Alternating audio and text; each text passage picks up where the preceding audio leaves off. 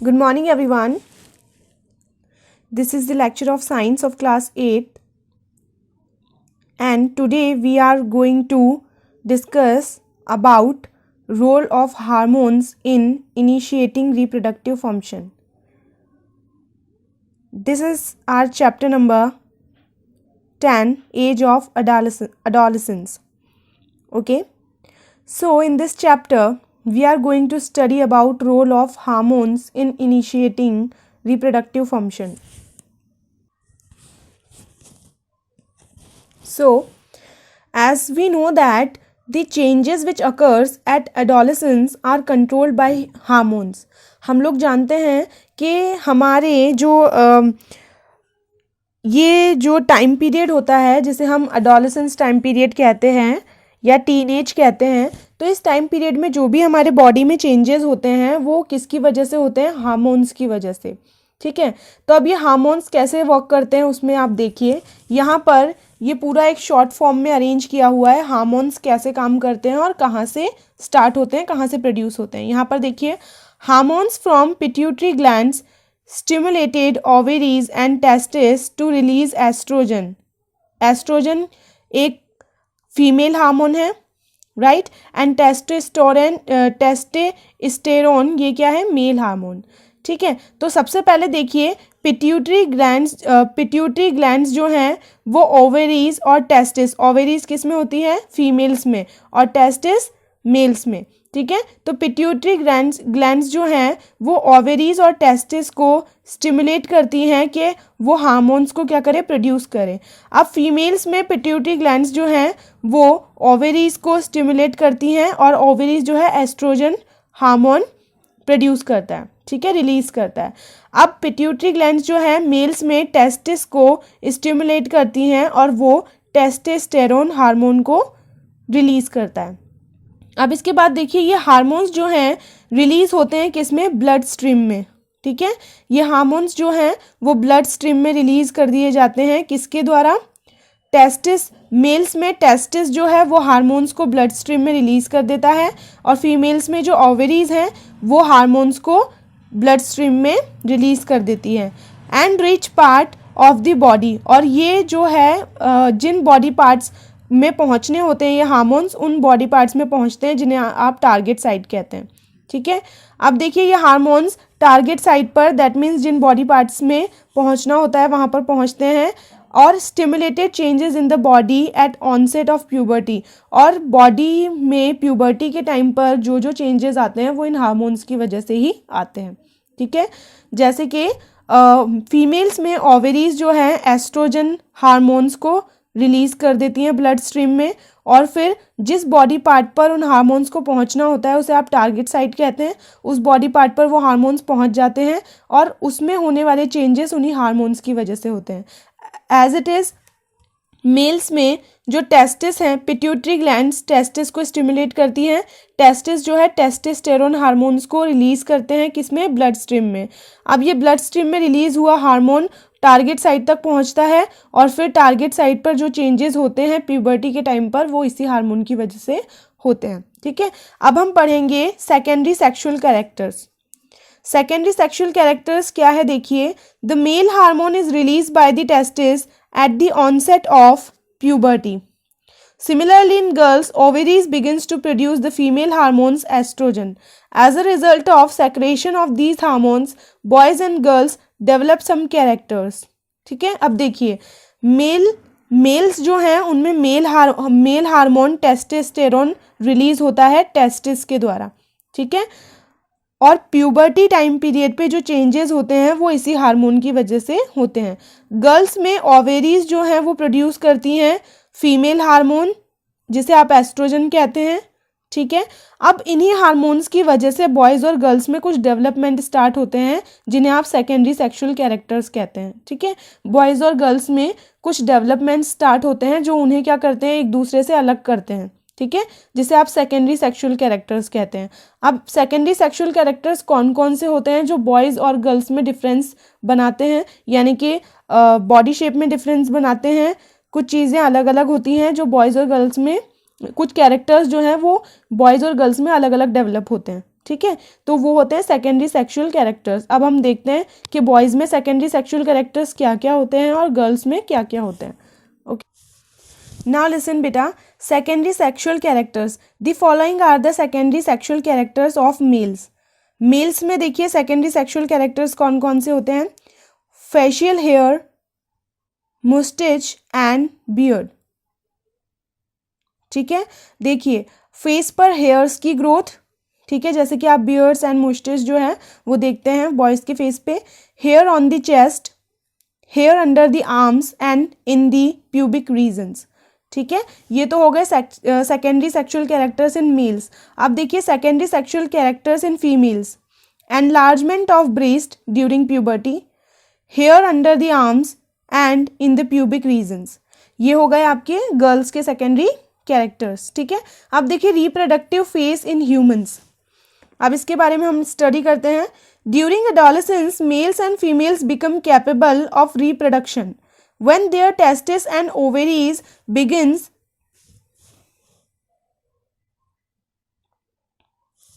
begins to produce gametes। देखिए reproductive phase in humans का meaning क्या हुआ कि जो एडोलेसेंस का टाइम पीरियड होता है इसमें मेल्स और फीमेल्स में जो डेवलपमेंट होते हैं उनकी वजह से वो रिप्रोडक्शन के लिए क्या हो जाते हैं? कैपेबल हो जाते हैं। ठीक है, अब रिप्रोडक्शन के लिए कैपेबल कैसे हो जाते हैं ड्यूरिंग एडोलेसेंस? देखिए कैसे हो जाते हैं कि जो मेल्स और फीमेल्स के जो टेस्टिस और ओवरीज हैं वो क्या हो जाते हैं? गैमेट्स को प्रोड्यूस करना स्टार्ट कर देते हैं। ठीक है, और आप जानते हैं कि गैमेट्स के फ्यूजन की वजह से ही रिप्रोडक्शन होता है। ठीक है, तो अगर एडोलेसेंस के टाइम पे मेल्स और फीमेल्स जो हैं उनकी टेस्टिस और ओवरीज जो है गैमेट्स प्रोड्यूस करना शुरू कर देती हैं, तो इसीलिए वो कैपेबल हो जाते हैं रिप्रोडक्शन के लिए। ठीक है, तो the capability for maturation and reproduction of gametes last for a much longer time in males than in females।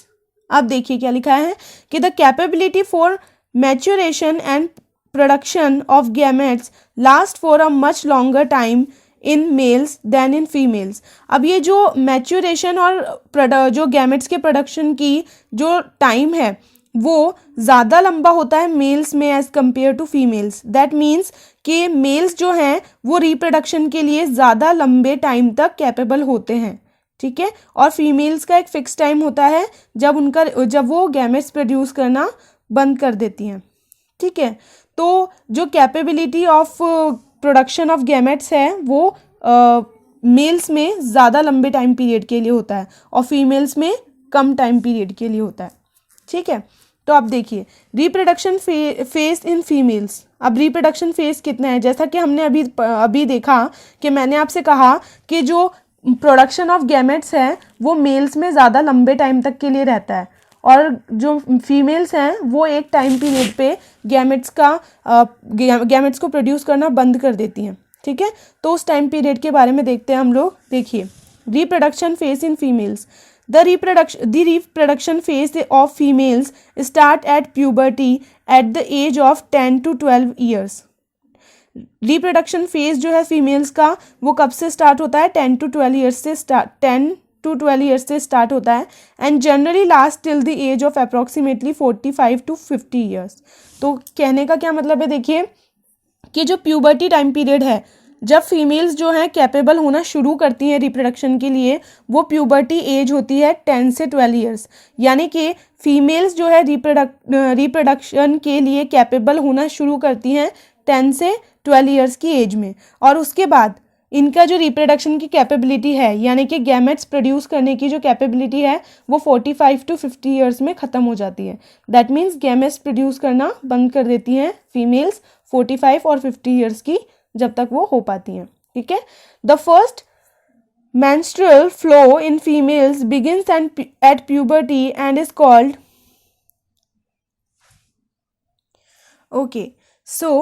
the first menstrual flow in females begin at puberty and is called menarche।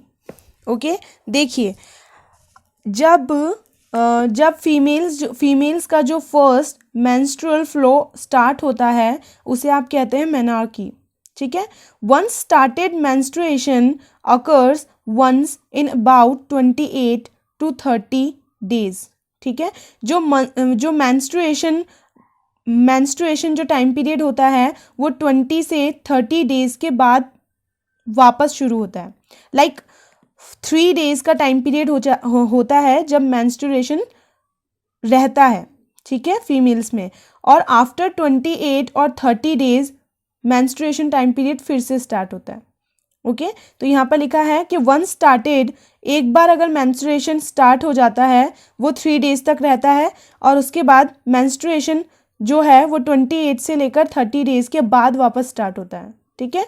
The stopping of menstrual cycle is called as menopause.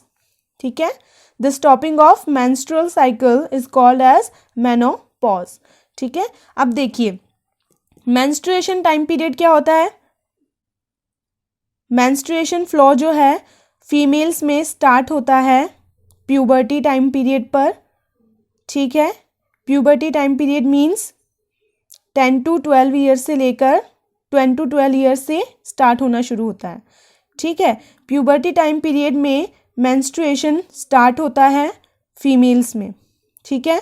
Menstruation जो है 3 days तक रहता है normally and 28 से 30 days के बाद फिर से होता है। ठीक है। अब ये जो मेंस्ट्रुएशन का टाइम पीरियड है यानी कि मेंस्ट्रुएशन का ये जो साइकिल है, ठीक है, ये जब बंद हो जाए तो उसे कहते हैं मेनोपॉज। ठीक है। और मेनोपॉज की एज क्या होती है, देखिए 45 to 50 ईयर्स। ठीक है।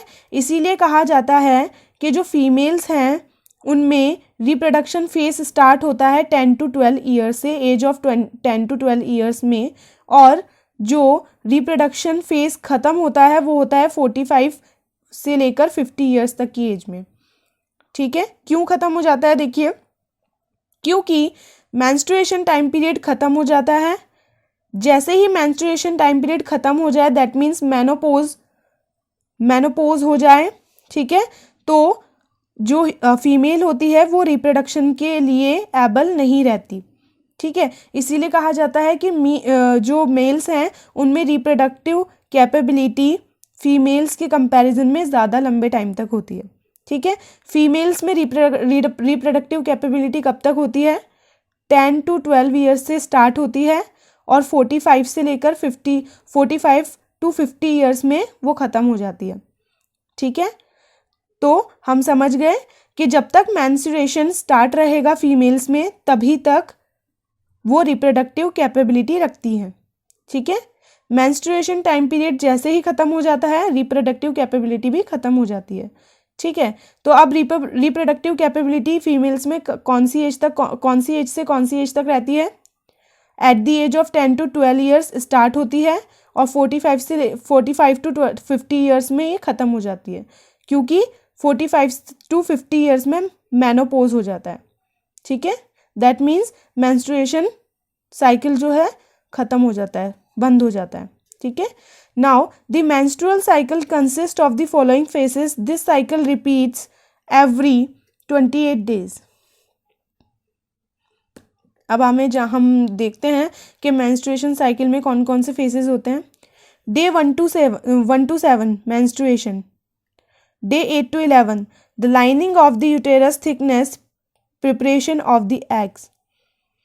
देखिए 1 to 7 डेज तो मेंस्ट्रुएशन स्टार्ट रहता है, 8 to 11 डेज, 8th से लेकर 11th डे जो होता है, the lining of uterus thickens in preparation of the egg.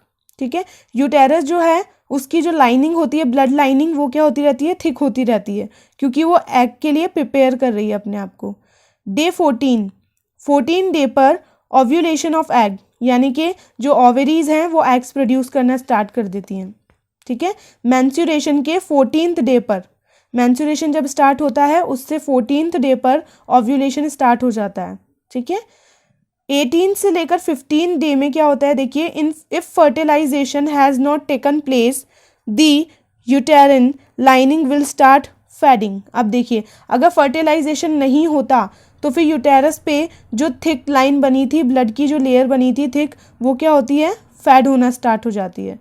26 से 28 डेज, यानी 26 वाला डे से लेकर 28th डे जो है उसमें uterine lining detached leading to menstruation. जो यूटेरस पे जो थिक लाइन ब्लड की जमा हुई थी वो क्या हो जाती है, डिटैच हो जाती है और फिर मेंस्ट्रुएशन के थ्रू फ्लो के रूप में बाहर निकल आती है। ठीक है, तो ये पूरा प्रोसेस होता है कि जो मेंस्ट्रुएशन होता है वो 28 से 30 डेज के बाद ही क्यों होता है, क्योंकि मेंस्ट्रुएशन स्टार्ट हुआ, ठीक है, मेंस्ट्रुएशन टाइम पीरियड खत्म हुआ, जैसे कि मेंस्ट्रुएशन फर्स्ट डे आपका स्टार्ट हुआ, ठीक है, तो फर्स्ट से लेकर 7th डे जो होता है उस टाइम पीरियड पे, तो उस टाइम पीरियड को तो मेंस्ट्रुएशन कहते हैं। उस टाइम पीरियड पे मेंस्ट्रुएशन कंटिन्यूअस रहता है। ठीक है, 8 to 11 डे जो होता है, 8 to 11 डे मेंस्ट्रुएशन के बाद का जो 8th डे होता है, 8th डे से लेकर 11th डे में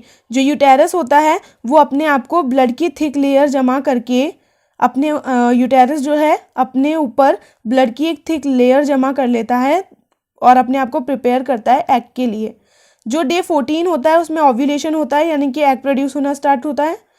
18th डे से लेकर 15th डे में अगर फर्टिलाइजेशन नहीं होता तो फिर वो लाइनिंग जो है वो फेड होना स्टार्ट हो जाती है, यानी कि जो ब्लड की लेयर जमा हुई थी वो फेड होना स्टार्ट होती है। 26 से लेकर 28th डे जो होता है तो वो जो यूटेरस की लाइनिंग है वो डिटैच्ड होना स्टार्ट होती है और मेंस्ट्रुएशन के थ्रू फ्लो के रूप में बाहर निकल जाती है। ठीक है, तो ये पूरा प्रोसेस है 28 डेज का। ठीक है, इसके बाद देखते हैं हम लोग। नाउ लिसन बेटा, the next topic is chromosomes and sex of the baby. ठीक है, chromosomes and sex of the baby. अब आपका क्वेश्चन होगा कि क्रोमोसोम्स किसे कहते हैं, तो हम क्रोमोसोम्स के बारे में स्टडी करेंगे। एंड क्रोमोसोम्स जो हैं वो किसी भी बेबी का सेक्स भी डिसाइड करते हैं। दैट मीन्स जो बेबी होने वाला है वो फीमेल होगा या मेल होगा, वो क्रोमोसोम्स की वजह से डिसाइड होता है।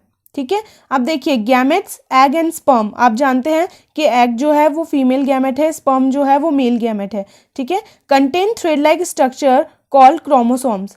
फीमेल गैमेट एग और स्पर्म दोनों ही थ्रेड लाइक स्ट्रक्चर कंटेन करते हैं जिसे आप क्रोमोसोम्स कहते हैं।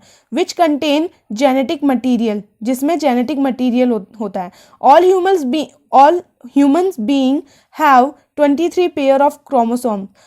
हर एक ह्यूमन बीइंग के पास 23 पेयर्स होते हैं क्रोमोसोम्स के। ठीक है, out of these 2 chromosomes determine the sex of the zygote. Zygote आपको पता है क्या होता है, पता है ना, फर्टिलाइजेशन के बाद फीमेल गैमेट और मेल गैमेट के फर्टिलाइजेशन के बाद जो बनता है उसे आप जाइगोट कहते हो। ठीक है, तो जो जाइगोट है उसका जो 2 क्रोमोसोम्स होते हैं, जैसे कि आपने अभी देखा कि एग्स और स्पर्म्स दोनों में थ्रेड लाइक स्ट्रक्चर होती है जिसे आप क्रोमोसोम्स कहते हैं। All human beings have 23 pairs of chromosomes. Out of this 2 chromosomes determine the sex of the zygote. ठीक है, हर एक ह्यूमन बींग में 23 क्रोमोसोम्स होते हैं जिसमें से 2 क्रोमोसोम्स जो हैं जाइगोट का सेक्स डिटरमाइन करते हैं। ठीक है, यानी कि वो फीमेल होगा या मेल होगा, ये डिपेंड करता है इन 2 क्रोमोसोम्स पर। ठीक है, these chromosomes called X and Y chromosomes. ये जो 2 क्रोमोसोम्स हैं जो कि किसी भी जाइगोट का सेक्स डिटरमाइन करते हैं, इसे आप एक्स और वाई से डिनोट करते हैं। ठीक है, एक्स हैव 2 एक्स क्रोमोसोम्स, यानी कि फीमेल के जो एक्स हैं यानी कि फीमेल गैमेट्स जो हैं उनमें 2 एक्स क्रोमोसोम्स होते हैं। दैट मीन्स एक्स क्रोमोसोम्स 2 होते हैं। यहाँ पर देखिए, यहाँ पर आपको डायग्राम भी बनाकर दिखाया गया है, ये रहा,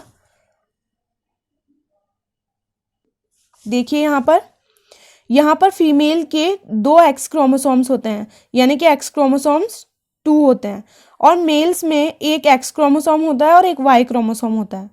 ठीक है, अंडरस्टैंड। देखिए फीमेल्स में एक्स टाइप के 2 क्रोमोसोम्स होते हैं और मेल्स में एक्स और वाई 2 टाइप के क्रोमोसोम्स होते हैं। ठीक है, फीमेल्स में एक्स टाइप के 2 क्रोमोसोम्स एक्स एक्स और मेल्स में एक्स वाई टाइप के क्रोमोसोम्स एक्स वाई। ठीक है, तो यहाँ देखिए फीमेल्स में ये भी एक्स क्रोमोसोम है, दूसरा भी एक्स क्रोमोसोम है, लेकिन मेल्स में एक क्रोमोसोम एक्स है और एक क्रोमोसोम वाई है। ठीक है, अब देखिए जब फीमेल का एक्स क्रोमोसोम मेल के एक्स क्रोमोसोम से फ्यूजन करता है तो यहाँ पर एक्स एक्स बनेगा। तो ये क्या हो गया, जो जाइगोट है वो क्या हो गया, एक वुमन हो गया, ठीक है, यानी कि फीमेल। ये XX टाइप का बन गया, तो XX किस में होता है, फीमेल में। अब देखिए, अगर फीमेल्स का X क्रोमोसोम मेल्स के Y क्रोमोसोम से फ्यूजन करता है तो ये XY बन गया, और XY किस में होता है, मेल्स में, तो ये जो जाइगोट होगा वो क्या होगा, मेल। तो इस तरीके से बेबी का यानी कि जाइगोट का सेक्स डिटरमाइन होता है। कैसे होता है, अब देखिए वुमेन्स का, तो वुमेन्स के पास तो XX ही है, ठीक है, इसका मतलब ये है कि वुमेन्स तो किसी भी कंडीशन में X क्रोमोसोम ही देंगी। डिपेंड किस पे करता है, मेल क्रोमोसोम पे, कि मेल क्रोमोसोम कौन सा मिल रहा है। अगर मेल क्रोमोसोम X मिलता है तो वुमेन का X और मेल का X दोनों फ्यूजन करके क्या बनाते हैं, XX, तो ये हो जाता है फीमेल। और अगर वुमेन का X, वुमेन तो X ही देगी किसी भी कंडीशन में क्योंकि उसके पास दोनों ही X हैं, ठीक है, तो वुमेन का X क्रोमोसोम और मेल का अगर Y क्रोमोसोम फ्यूजन करते हैं तो XY बनता है, और XY किस में होता है, मेल्स में, तो फिर जो जाइगोट होगा वो मेल होगा, ठीक है। तो ये सेक्स डिटरमाइन हो गया क्रोमोसोम्स की वजह से, ठीक है।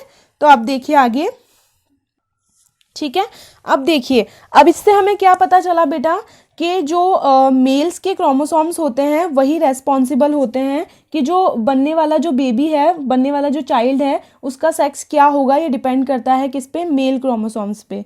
फीमेल्स क्रोमोसोम्स रेस्पॉन्सिबल नहीं होते, क्यों, क्योंकि फीमेल के पास तो दोनों ही एक्स हैं। अगर लड़की होती है तब भी वो एक्स ही दे रही है, और अगर जो चाइल्ड है वो बॉय होता है तब भी वो एक्स ही दे रही है, ठीक है। तो डिपेंड किस पे किया, मेल्स पर, ठीक है। तो hence the sex of chromosomes of the father solely determine the sex of the unborn baby, ठीक है। जो होने वाला बेबी है उसका सेक्स क्या होगा, वो मेल होगा या फीमेल होगा, वो पूरा किस पे डिपेंड करता है, फादर पे। The believe that the mother is responsible for the sex of the baby is totally wrong and unjustified to blame her. यानी कि जो बिलीव है, मतलब कि लोग पहले के टाइम पे लोग मानते थे कि मदर रेस्पॉन्सिबल होती है कि जो बेबी होता है वो लड़का है या लड़की, उसके लिए मदर रेस्पॉन्सिबल होती है, बट ये बिल्कुल गलत है, अनजस्टिफाइड है, क्योंकि ये डिपेंड करता है किस पे, मेल्स पे। यानी कि होने वाला बेबी लड़का है या लड़की है, बॉय है या गर्ल है, ये टोटली डिपेंड करता है किस पे, फादर के क्रोमोसोम्स पे। मदर बिल्कुल भी रेस्पॉन्सिबल नहीं होती किसके लिए, बेबी के सेक्स के लिए, कि वो लड़का है या लड़की है, ठीक है। अब देखिए hormones other than sex hormones. अब देखिए सेक्स हार्मोन्स के अलावा भी कौन कौन से हार्मोन्स हैं। Pituitary glands is P size gland located in the centre of the skull, ठीक है। पिट्यूटरी ग्लैंड जो है पी साइज होती है, स्कल के सेंटर में प्रेजेंट होती है। It is an important link between the nerves and endocrine system. The main function of pituitary glands is to produce hormones that stimulates testes and ovaries produce their hormones। देखिए pituitary gland का काम क्या होता है कि जो female glands हैं, यानी कि जो एग्स हैं, फीमेल ग्लैंड्स जो जैसे कि ओवरीज हैं, फीमेल्स में ओवरीज जो होती हैं और मेल्स में जो टेस्टिस होते हैं, उनको स्टिमुलेट करती हैं कि वो हार्मोन्स प्रोड्यूस करें। Pituitary glands also secrete growth hormones necessary for the normal growth. Pituitary glands जो है ग्रोथ हार्मोन भी सेक्रेट करती हैं जो कि ग्रोथ के लिए कंपलसरी होते हैं।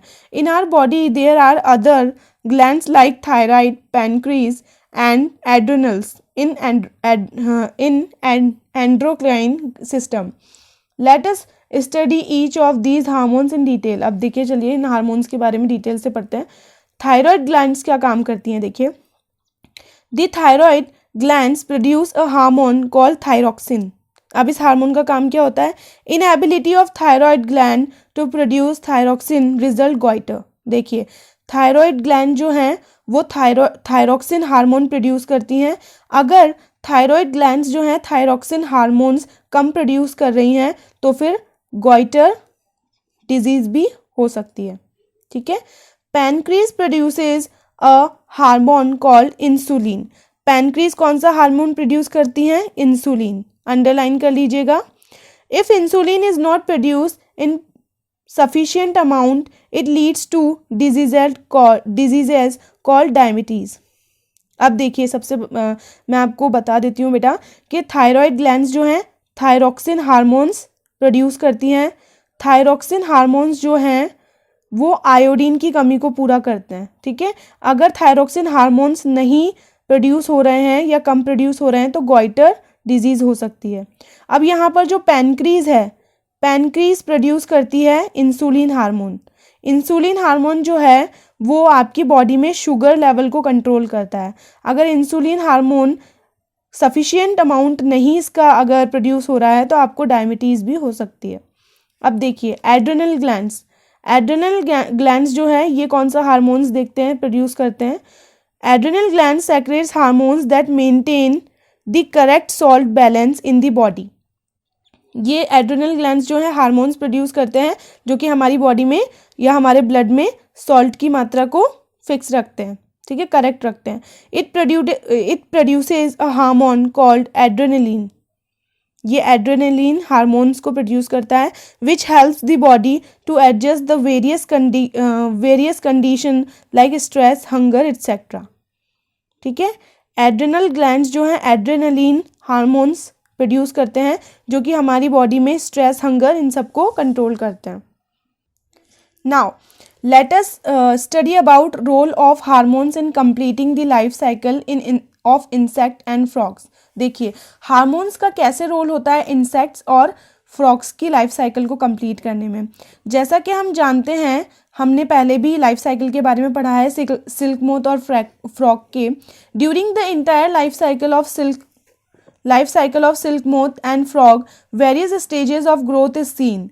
दैट मीन्स सिल्क मॉथ और फ्रॉग जो है उनके भी लाइफ साइकिल्स में बहुत सारी स्टेजेस होती हैं, जैसे ह्यूमंस में होती हैं, धीरे धीरे बॉडी ग्रोथ करती है। ठीक है, एज इट इज़ फ्रॉग और सिल्क मॉथ जो इंसेक्ट है उसके लाइफ साइकिल में भी बहुत सारे स्टेजेस होती हैं। Like example, in the life cycle of frog a tadpole passes through certain stages to become a frog.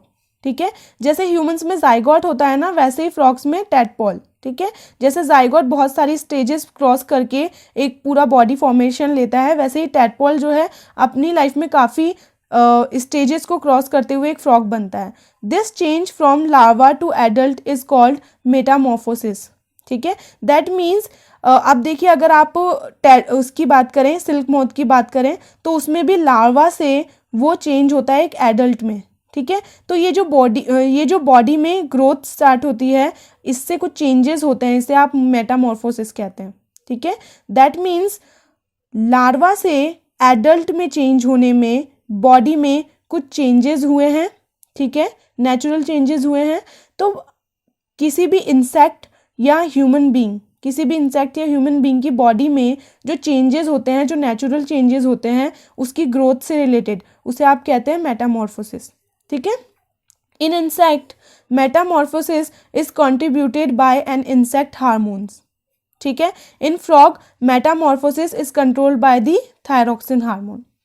Fine, now reproductive health. अब हम रिप्रोडक्टिव हेल्थ के बारे में पढ़ते हैं कि रिप्रोडक्टिव हेल्थ किसे कहते हैं। द फिजिकल एंड, अंडरलाइन कर लीजिए, the physical and mental well being of an individual is regarded as an individual health. To keep body healthy, every human being at any age needs to have a balanced diet and be free from diseases. ठीक है,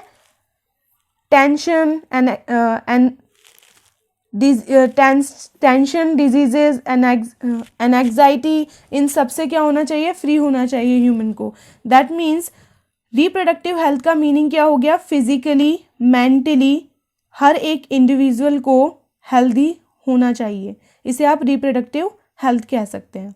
ठीक है, और हमारी body को healthy रखने के लिए हमें क्या करना चाहिए, हर एक ह्यूमन बीइंग जो किसी भी एज का हो उस सभी को बैलेंस डाइट की ज़रूरत है अपने आप को हेल्दी रखने के लिए। सभी टाइप की टेंशन वगैरह डिजीजेस से सबसे फ्री होना ज़रूरी है। The person must also observe personal hygiene and undertake adequate physical exercise during adolescence. However, these factors become even more essential as the body is growing. अब देखिए कोई भी पर्सन किसी भी एज का हो, उसे एक बैलेंस डाइट की ज़रूरत है, टेंशन कम लेने की ज़रूरत है, ठीक है, तभी वो फिजिकली और मेंटली क्या हो पाएगा, हेल्दी हो पाएगा। और इसे ही आप रिप्रोडक्टिव हेल्थ भी कहते हैं। अब देखिए, हर एक पर्सन को हेल्दी रहने की ज़रूरत है, बट जो एडोलसेंस के जो टाइम पीरियड होता है उसमें जो चिल्ड्रंस हैं, बॉयज़ और गर्ल्स हैं, उन्हें ज़्यादा रिप्रोडक्टिव हेल्थ अच्छी बनाने की ज़रूरत है, क्योंकि बॉडी उनकी जो है वो ग्रोथ कर रही होती है, ठीक है। अब देखिए, personal hygiene. Personal hygiene maintain करने के लिए हम लोग को क्या करना चाहिए, देखिए, every individual should have a bath at least once every day. Personal hygiene maintain करने के लिए every individual should have a bath at least once every day. It is more necessary for teenagers because the increased activity of sweat glands make their body smelly. Teenagers के लिए बहुत ज़्यादा ज़रूरी है, क्योंकि स्वेट ग्लैंड्स जो हैं उनके बहुत ज़्यादा काम कर रहे होते हैं इस टाइम पर, इसलिए उनकी बॉडी जो है स्मेली हो सकती है। All parts of the body should be washed and cleaned every day. Cleanliness is not maintained, there are chances for catching bacterias infection. अगर आप अपनी बॉडी को साफ सुथरा नहीं रखेंगे तो आपको बैक्टीरियल इन्फेक्शंस हो सकते हैं. Girls should take special care of cleanliness during the time of menstrual flow. ठीक है, they should keep track of their menstrual cycle and be prepared for the onset of menstruation. Menstruation time period पे girls को बहुत ज़्यादा hygiene का ध्यान रखना पड़ता है. ठीक है, walking and playing in fresh air keeps the body fit and healthy. All young boys and girls should participate in exercise and play outdoor games regularly. Adolescents go through a lot of emotional turmoil due to hormonal influence. Adolescence time period पर जो boys and girls होते हैं उनमें emotional turmoil चल रहा होता है, startup रहता है हार्मोनल इन्फ्लुएंसेस की वजह से. During this phase of life they should interact more with elders in the family. अब इस टाइम पीरियड पे उन्हें अपने बड़ों के साथ, अपनी फैमिली में जितने भी एल्डर्स हैं उनके साथ रहना चाहिए. And with parent and teachers and share their problems. Interacting with them and taking advice from them help adolescents to ease their mental tension. अगर adolescents जो हैं, जिनका adolescence टाइम पीरियड चल रहा है, तो adolescents जो हैं अगर अपने से बड़े एज के लोगों में, अपने फैमिली में या टीचर्स में जो है अपनी प्रॉब्लम्स को शेयर करेंगे तो उन्हें बहुत हेल्प होगी और एडवाइस भी मिलेगी अपने आप को मेंटल टेंशन से फ्री रखने के लिए. ठीक है, now the next thing is drugs. अब देखिए, during adolescence the body and mind are very active and it is a part of growing up. Sometimes adolescents feel confused and insecure during this period. Insecurity they get entrapped into taking drugs, alcohols और निकोटिन्स. देखिए, ये जो adolescence time period होता है, इस time period पे body और mind जो है बहुत एक्टिव होता है. ठीक है, ये क्योंकि ये because body and mind are growing up, that's why इस टाइम पीरियड पे माइंड और बॉडी जो है बहुत एक्टिव होता है. Sometimes adolescents feel confuse and insecure. और इस कंफ्यूज टाइम पर और इनसिक्योर बिहेवियर की वजह से, वो इस इनसिक्योरिटी की वजह से वो क्या करते हैं, कभी कभी ड्रग्स, अल्कोहल, निकोटिन्स इन चीज़ों में फंस जाते हैं. As the damage is so great that it damages their life and can cause irreparable damage. अब देखिए, अगर एडोलेसेंस टाइम पीरियड पर कोई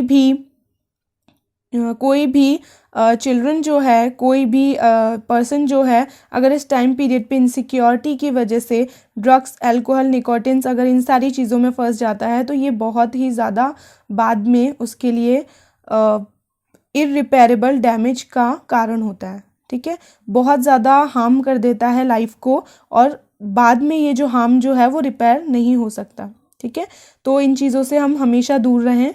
ठीक है, HIV एंड एड्स. देखिए, HIV इसकी फुल फॉर्म होती है human immunodeficiency virus. Is a dangerous virus which causes AIDS. ठीक है, एड्स की फुल फॉर्म है एक्वायर्ड इम्यूनो डिफिशियंसी सिंड्रोम। ठीक है, HIV एक वायरस है जिसकी वजह से एड्स एक डिजीज़ है, वो होती है। एड्स की फुल फॉर्म हमने यहाँ पर देखी है। There is currently no cure for this disease, अभी इस डिजीज़ के लिए कोई भी मेडिसिन नहीं बनी है। It gets transmitted by the following ways, और ये डिजीज़ किस वजह से फैलती है, देखिए, sexual contact with an HIV infected person, transfer of infected blood और sharing of syringes contaminated with infected blood. अब देखिए, अगर कोई भी एक सिरिंज जो है किसी HIV एड्स से किसी ऐसे पर्सन के कांटेक्ट में आ जाती है, कोई सिरिंज जो कि जिसे कि एड्स है, और फिर वही सिरिंज अगर किसी और पर्सन पे भी यूज़ कर ली जाती है तो ब्लड इन्फेक्टेड हो जाता है और दूसरे पर्सन को भी एड्स होने की संभावना हो जाती है।